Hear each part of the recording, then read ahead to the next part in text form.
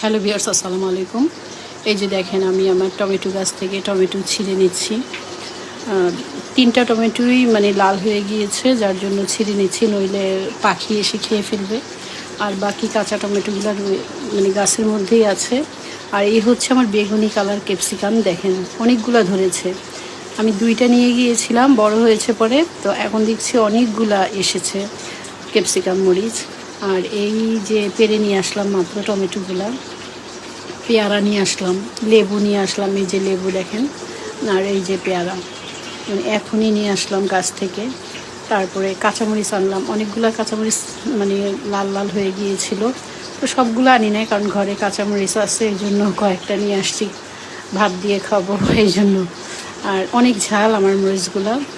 তারপরে দেখেন আমার এই যে বোম্বাই মরিচটা দেখেন, মানে বোম্বাই মরিচ হয়েছে, আরও কয়েকটা বোম্বাই মরিচ হয়েছে, এই জন্য এই মরিচটাকে আমি নিয়ে আসলাম। এই যে দেখেন।